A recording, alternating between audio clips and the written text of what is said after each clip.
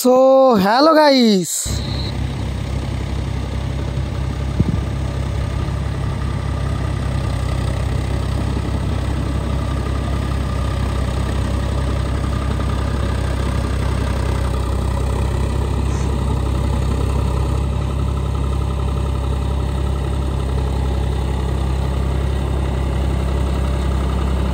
তো আজকে আমি তোমাদের দেখাতে চলেছি জন ডিয়ার 4x4 ট্র্যাক্টরের মাঠ পারফরমেন্স, মানে কাদার পারফরমেন্স। তো কথা আর বাড়াচ্ছি না, তবে চলুন সেখানে যাওয়া যাক দেখতে যে কীভাবে একটি জন ডিয়ার 4x4 ট্র্যাক্টর কাজ করে। তো ভিডিওর সাথে যুক্ত থাকুন।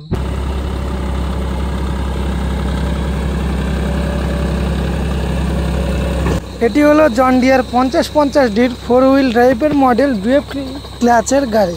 তো গাড়িটি খুব সুন্দর এবং কার্যকরী গাড়ি, এবং 50 HP হওয়াতে আরও সুবিধা বেশি। এই গাড়িটিতে খুব কম খরচে খুব সুন্দরভাবে চাষ করে, আর 4x4 হওয়ার কারণে আরও সুবিধা, কাদায় গাড়ি ফাঁসি কম। তো গাড়িটা খুব সুন্দর, জন ডিয়ার 5050ডি 4 হুইল ড্রাইভের মডেলটি আমার কাছে তো ভালো লাগে।